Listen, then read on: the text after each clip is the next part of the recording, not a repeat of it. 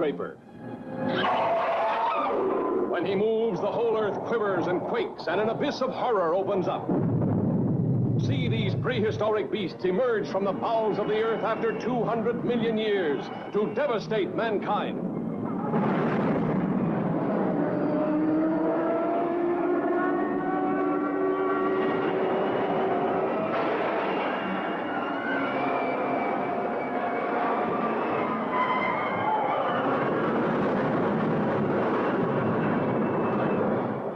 Supersonic jets cannot catch him. Rockets cannot stop him.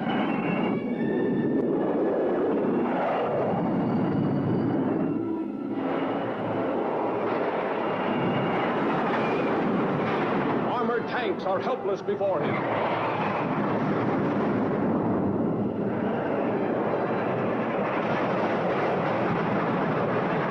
Even guided missiles are powerless.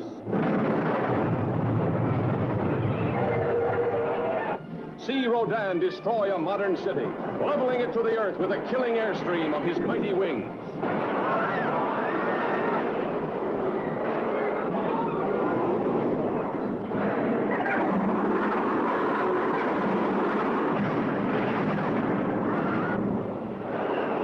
Nothing can stop him.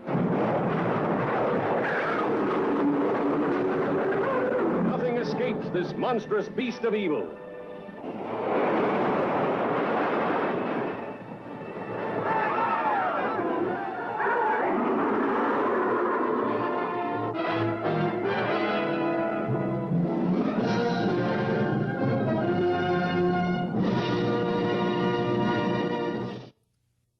Hey everybody, good afternoon. Welcome to 31 Days of Monsters. We are on day 29, and I'm your host, Graham Nolan.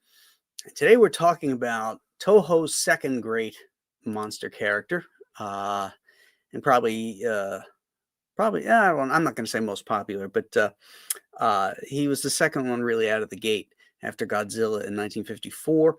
This is Rodan in 1956, done in color too. I watched the Japanese version of this, and I really liked it. I'm not a huge Rodan fan because he seemed ineffective in all the other appearances, where he teamed up with Godzilla to fight King Ghidorah. I can't remember if he fought Mothra or not in that picture. But he's never been better than in this movie, with his supersonic flying. And actually, there's two Rodans in this. But I also like the fact that it doesn't start out as a Rodan picture. It starts out sort of like a sci-fi horror.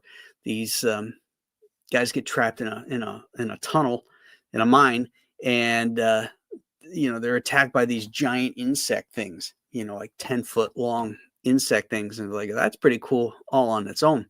Sort of like the monster that challenged the world. The kind of wormy, snaily looking things, and they're cool. But we find out that these are basically Rodan snacks, his food, his food source of these things, or the two Rodans, as it were. And once they hatch out of their eggs, they're flying all over the place and tearing things up. The costume in this is better than any other Rodan costume. The only time it falls apart is when it's trying to fly and it's flapping its wings. But when it's zipping around like it's a plane, there's some really cool shots that I really like.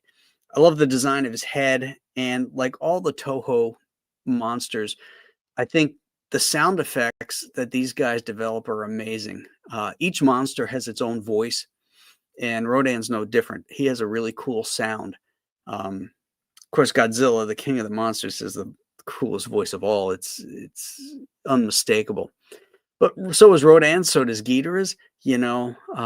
Even Kong in yesterday's movie, King Kong vs. Godzilla, had his own voice, although it seemed more like a lion than anything else. Clearly, had lion sounds in it. The American version of this was dubbed primarily by three actors, and one of them was George Takei. The other was Key Luke, who was in Kung Fu, but he was also in serials and films all the way through the 30s and 40s. And then the ubiquitous Paul Frees, who did lots of these voiceovers for not only these Toho films, but many other movies. He was in The Thing from Another World. He was in The War of the Worlds. He's the voice of the Burgermeister Meisterburger. As well. He's the voice of the narrator in the Haunted Mansion in Disney World and Disneyland. His voice, and that's Paul Frees, and he did a lot of that dubbing work too. But I think this is one of the good Japanese imports, even though, like I said, this is Rodan's best appearance. He doesn't do much in the other films because what are you going to do? Fly Supersonic by Ghidorah? That's going to affect him? I don't think so. Same thing with any of the characters that they fought. The ending is somewhat poignant if you think about it. It's sort of like a moth to a flame. The one Rodan gets caught in the lava, and the other one can't go on without it, and sort of suicides itself into it. So it's got some heart there. The effects are great. The destruction of the city and the miniatures are fantastic. So this is a solid entry in the Japanese imports, I think. Let's see what you guys have to say. First one in is Black Ice 8043. Hey, Graham, I finished yesterday's show a short while ago, and I was wondering, would you post the link to the Night of the Demon Blu-ray you got from Amazon? Oh, yeah. Hold on a second, because I had sent that to Joe Jusko. I just got to go into our messages and find it here.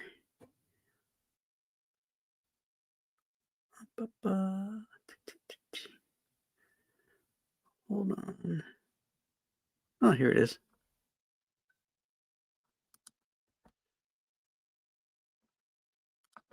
All right, let's see if this does it.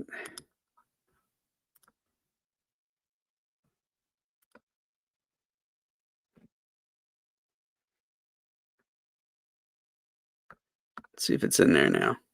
There we go. There's the Night of the Demon Blu-ray. And while we're on the... Oh, I posted it twice. Oh, geez, that's a long... It's a long-ass... Well, if you go to Amazon, you can find it. That's a long link. I don't know why it's so damn long. But anyway, you just type it in. It's $39, something like that. So that's the one to look for. Okay, yeah. Past Master Dan. Sign up for Shinu 77. It's coming soon. It's coming Halloween at 1 o'clock. It'll go live. So when you actually follow the campaign, it's called following now. You have to sign up for an account with Indiegogo. And then they will email you exactly at 1 o'clock to let you know. The advantage is, of course, you'll have first shot at you'll get the warning. You get the first shot at the 24-hour CG Kings sketch cover, which is only up for 24 hours, and then it goes into the Ultimate Collector's Box. But you can't buy it on its own except for the first 24 hours. So it gives you a leg up on getting that. So yeah, so we're gonna launch at 1 there. I call it a soft launch, and then we'll do our show, our party launch at 9 o'clock that night, either here or on Ethan's channel. Not sure who's hosting it yet.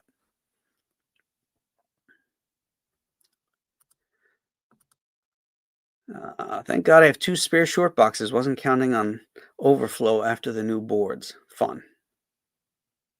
All right. Dr. Mask is here. He was having some trouble with the thumbs up button.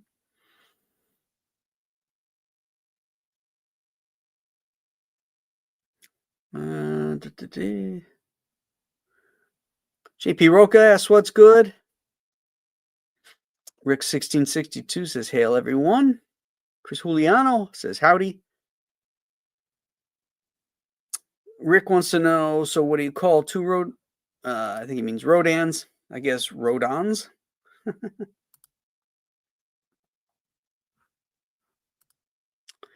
All right, Rodan, for me, this one is not as good as Destroy All Monsters. I like Rodan better as a good guy with Mothra riding him. Well, I mean, Destroy All Monsters is, that's a great one. The backstory, I mean, the non-monster story, the story about the aliens, the Kilax, and them trying to take over the Earth using the monsters is really cool. It was a big inspiration for Monster Island, too. Rob Fellows says, hail Graham and frequent monster flyers. The giant claw is all very well, but Rodan goes supersonic. He does. But the giant claw has Google eyes and like wispy hair on his bald head. Chris Juliano says, I have the Aurora model of Rodan. I didn't realize that Aurora did a Rodan model.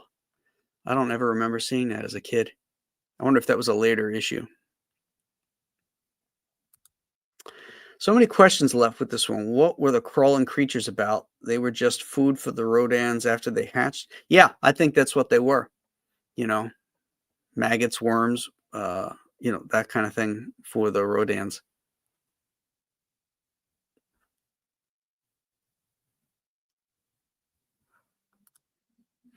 So the Rodans got choked out by the volcanic sulfur, then were grounded and melted. I think that happened to the first one. The second one could have got away, but I think it killed itself, because it would be alone. That's the way I read it. Your mileage may differ. Rick thinks the ending made no sense. Well, maybe my explanation will help make some sense out of that. Man of War 665 has shown up again. Good to see you, sir. Hail, amigos.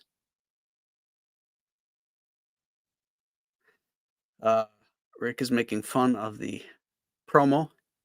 Masterpiece of all time, LOL. Leg Kick 1 is here. Hello, Leg Kick. Did I say hi to Dr. Mask yet? Because he's here. Everyone loves King Ghidorah. Yeah. Or Ghidorah, as he was called early on. I think they call it Ghidorah now. He was like the bad guy. He was, the Butch to Spanky and Alfalfa. The Joker to Batman. He was the ultimate bad guy. He had 3 heads. And that cool electricity he could shoot out. I guess. Pastmaster likes Mothra. Or Mithra. Marcus Kelgrew is here. He says, hail all.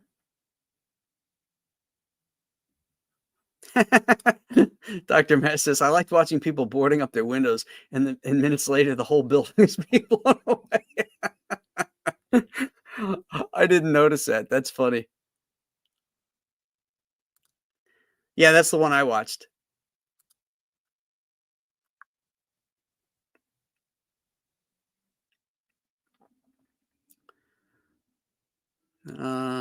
Okay, there's the gigantic link. More than killed, he'd been slaughtered like an animal. Even in death, there was a look of horror on his face. Shigeru on those pesky Meganulan. Wow, Rob really knows his stuff. I watched the movie and can't remember those names.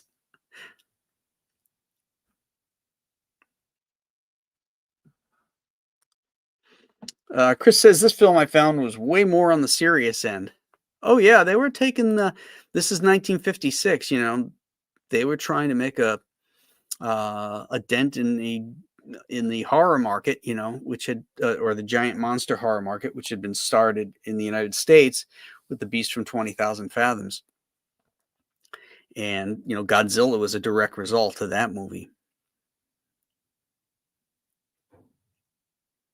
favorite Ray Harryhausen movie.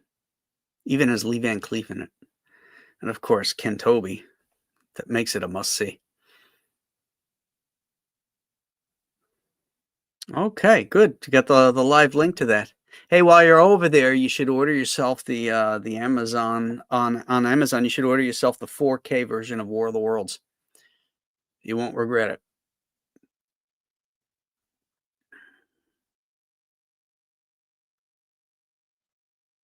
Why do people call E during this show? Why do people call E during this show? I don't understand the question, Marcus. Please elaborate.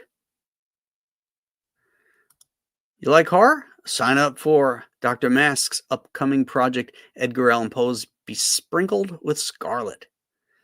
Besprinkled, not besprinkled, but besprinkled. Love it. Can't wait to get the Chinook 77.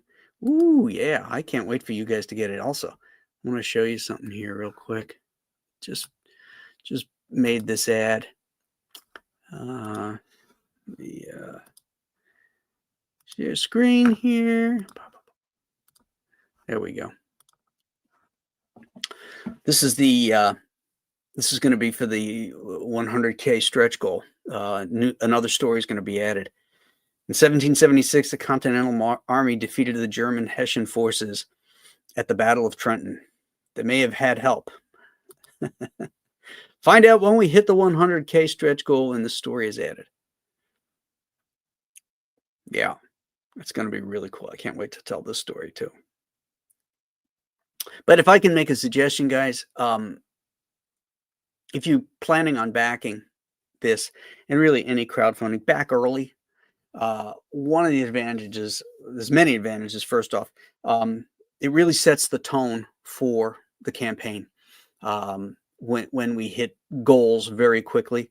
I know some folks like to wait to the last minute so that they don't have to wait as long for their stuff to arrive. But what that does is it puts pressure on the campaigner to have to promote more. Like if we hit the 100,000 in the first 30 days, that'd be amazing because I would be on less shows. I'd do less, interviews and all that kind of stuff. And I'd be focused and being at the board, drawing this stuff because it hit those numbers that are really needed to make it a successful campaign. And the other plus side is if that happens, then the book comes sooner than even promised, and I've promised this one for June.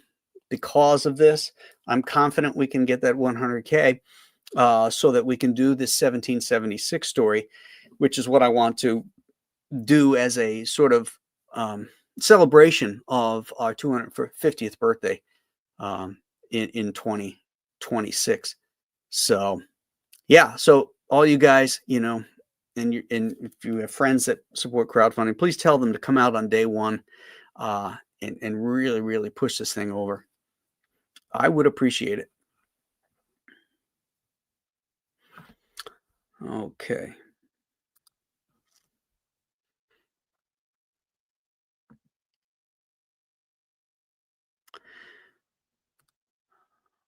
The Keep Games says he enjoys all the kaiju. Yeah, they're fun. Well, it's not exactly a kaiju, but it's a giant monster. Tomorrow, the giant claw is in desperate need of face cream. That's going to be a fun one. I have another monster kid coming on tomorrow. I'll keep him a secret. But he is a huge monster fan and a very, very accomplished artiste. So we will welcome him tomorrow to talk about the giant claw. Oh, okay. The Aurora model of Rodan was in 74, 75 time frame. That would have been just around the time I was making them. A little earlier. I was like 72. But maybe they had them then, and I just never saw it.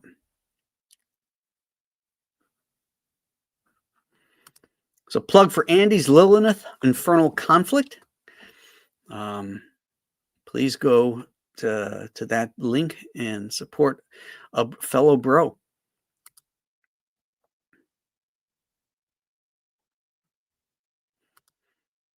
Looks like the Giant Claw is on YouTube. There is a colorized version on Internet Archive. I think it's also on Amazon, for free. I'm pretty sure that's where I saw it. It's either there or on HBO. I can't remember. Hey, 200 Watt Studios, thank you so much for that $5 super chat. George Takei, Star Trek Sulu, voiced many characters in this. One of his first acting jobs. He was a special guest at a Hollywood screening a decade ago. Yeah, talked about that a little earlier. George Takei, Key Luke, and Paul Frees were the three guys that did almost all the dubbing in this film. And thank you for that.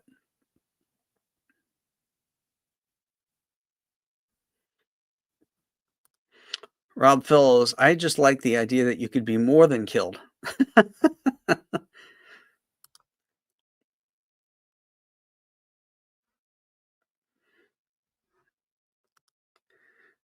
was complaining that I got a phone call. Oh, okay. Just got the 3D version of the Creature from the Black Lagoon.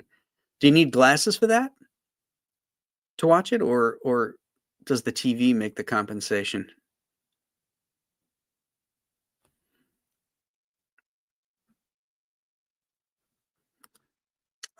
Okay. Good to know, Chris.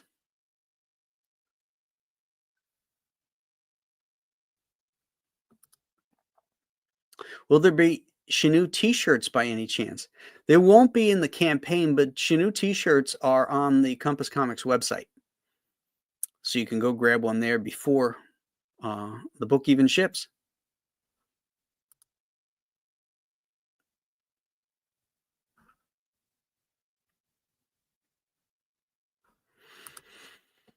Rick 1662, you've probably said this before, but how did you come up with the name Shinu?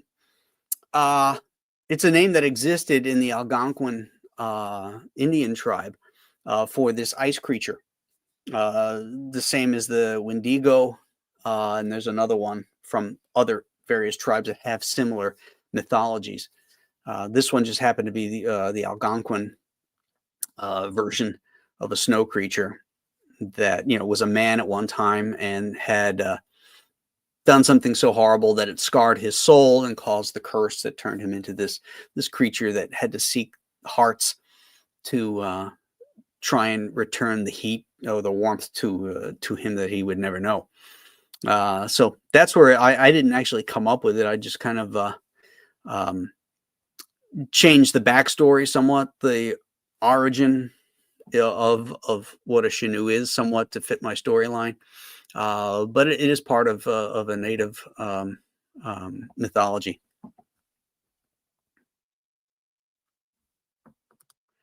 Sweet. I was thinking you could drop the Shinu in throughout history. How about Antarctica, where where a spaceship is found in the ice? The Shinu versus the thing from another world. I like it. I got an idea for a Shinu Western too, where like a Cheyenne tribe and the settlers have to team up, circle the wagon, so to speak, during a giant storm to fight off the Shinu. Could be down the road. I got so many ideas. I have to choose which ones I want to present first,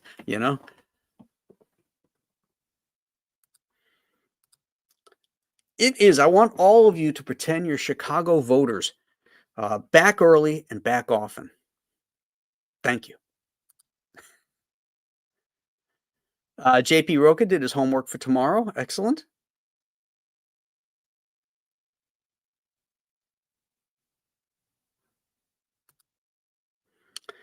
Black Guy says, I was going to guess Chuck Dixon, but I don't know how he would feel about being referred to as an artiste. Oh, he's an artiste, all right. He's a bullshit artiste. I don't. Chuck's probably seen every single movie that's ever been made. but I've never seen him review this one.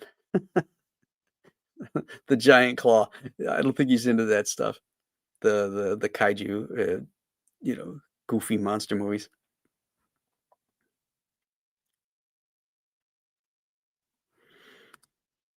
Dr. Mass 7475 was when I was heavy into my G.I. Joe figures.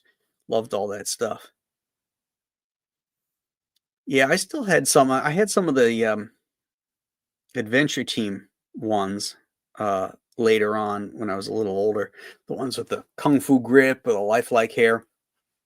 When they were trying to, at this point, people were so anti-war because of Vietnam that, Hasbro decided they were going to switch over to an adventure thing instead of military.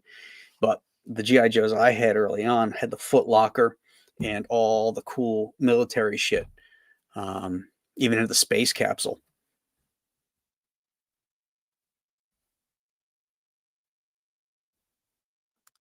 Oh, you do need the glasses. Okay.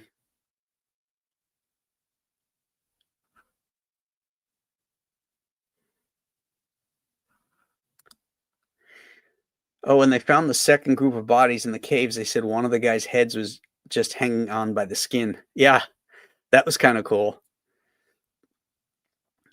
Little theater of the mind there without having to show it. Oh, there's the link. You can get Shinu t-shirts right there. Thank you, Marcus.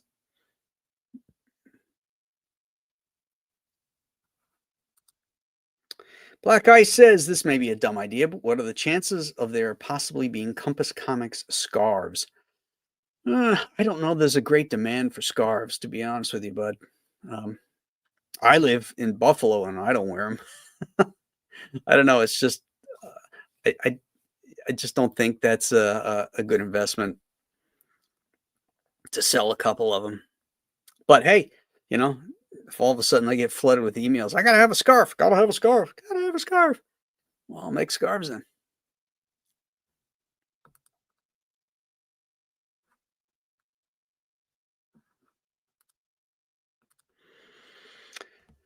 Which came first, Rodan or Zoc from Hanna-Barbera's Herculoids? Rodan. Rodan's 1956. The Herculoids, I think, were 1966. Somewhere between 64 and 66, I think. Yeah, have the Shinu wearing a poncho and smoking a cheroot. Wah, wah, wah, wah, wah, wah.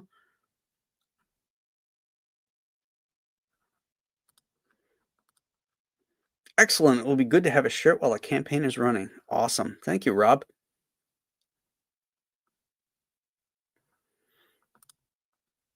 There is a Wendigo story on that Fear Itself anthology show. It's more like an evil spirit turns a guy into a zombie. Worth a watch.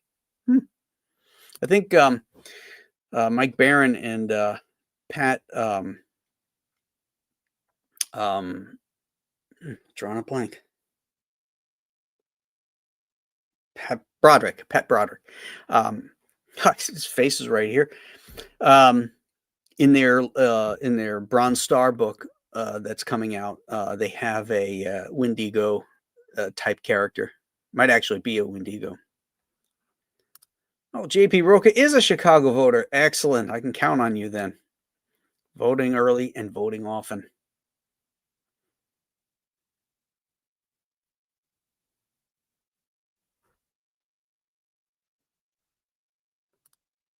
I pretended my GI Joes were wounded in Nam. When we outgrew them, we used to take the GI Joes and put firecrackers in their uniforms and blow them up, and all of a sudden they started to look like Sergeant Fury, with the torn up fatigues and stuff. And then when we really wanted to get them, you would take their head and pull it out because there was hooks and like rubber bands in there that would hold the limbs on and stuff onto the trunks, and you throw a firecracker down there and boom, you could blow it up and have destroy the rubber bands on the arms and the legs would go flying off.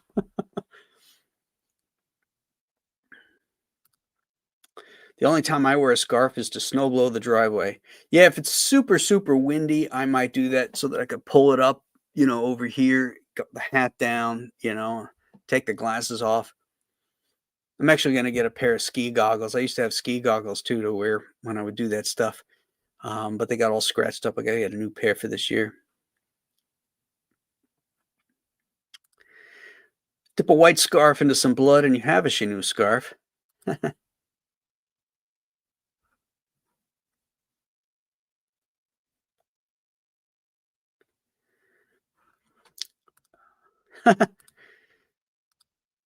What a memory. I honestly had to look that up.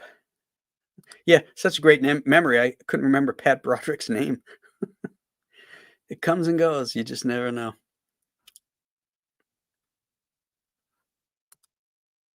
I've thought about that, actually. I really have.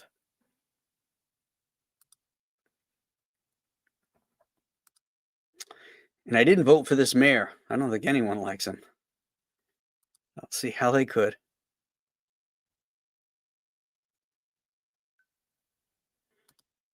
Black Guy says, I keep forgetting to mention this, but I put my Compass Comics sticker on my water bottle that I take with me to work. I've had people ask about it. Who knows? Maybe it brought in new readers. Outstanding. That's really great to hear.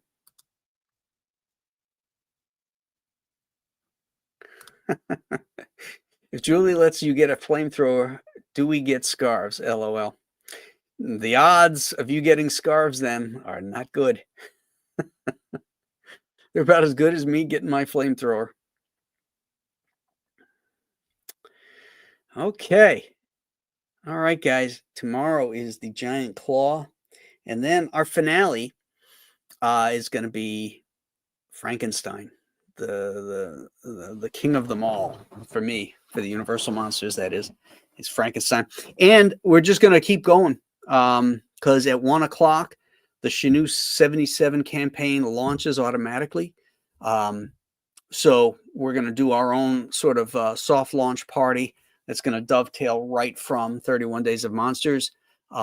So you guys can come in here. We can watch, talk about our Frankenstein and all that kind of stuff. I'm going to see if I can't get some guests and friends to come in, and then it'll go live, and then you'll immediately be able to back it and get what you need. I'd mentioned before that if you like some of the higher end tiers or a bunch of stuff that gets up to a higher number, you can finance it. I've clicked that button so people can do payoffs. So I think that'll be awesome for folks that really want to get everything, but they don't want to outlay a lot at one time. So so I hope you'll join us then on that day on Friday and support us, support the launch, support independent comics, and support the Chinook. I would appreciate it. And until then, we have one more day of a giant flying vulture. So join us tomorrow, guys. Until then, have a great rest of your day, and we'll see you then. Have a good one. Bye-bye. They're coming to get you, Barbara.